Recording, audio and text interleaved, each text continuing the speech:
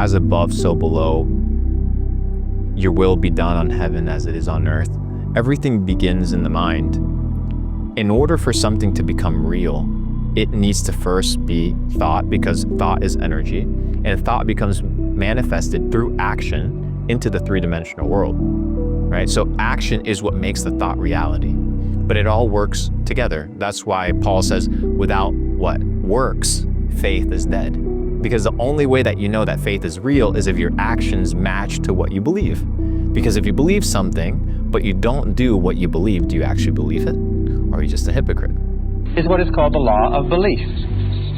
The law of belief simply says that whatever you believe with feeling, and this is the key, with feeling, and the more emotion you put into a belief, becomes your reality.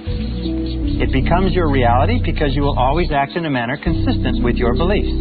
As a matter of fact, your entire reality right now is simply an outward picturing of your most intensely held beliefs.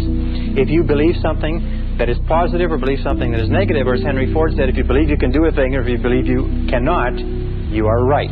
Our beliefs do form our realities. To the degree to which we believe anything to be true, our beliefs act as sort of like a screen. They filter out any information that is inconsistent with our beliefs.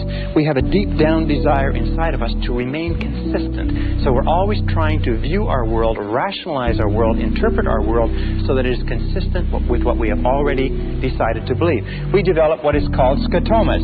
A scotoma is a word in psychology that simply says that we develop blind spots.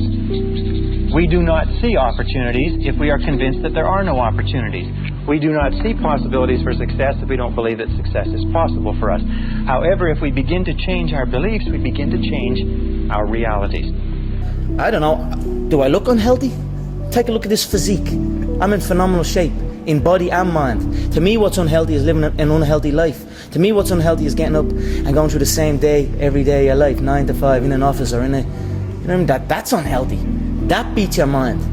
I don't work.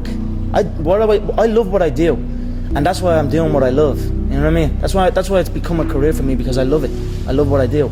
So the whole point of the human race and the human mind in itself is evolution. Whether it's evolution spiritually, physically, period. Evolution. The purpose from birth is creation. That's all humans do. Everything around you was created. You were created. That table over there created, this chair created, this mic created, that camera created, that hat created. The whole point of the human race in itself is creation. If you're not evolving, you're doing something wrong. So anything that takes away the power of your mind is keeping you still and delaying your evolution. The whole point of life is evolution. Study your laws of the universe. The law of attraction, the law of abundance, the law of equivalent exchange. Study your laws, the laws of cause and effect, the karmic cycle. Study your laws. Dwell into your mind, meditate. Understand that you can alter your realms by your train of thought.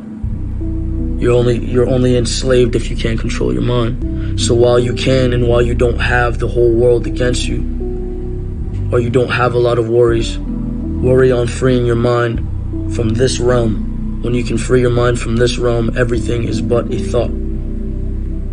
And if you can't free your mind, then you're a slave to this realm. As a man thinketh, so is he. So whatever you're thinking about, that's who you will become.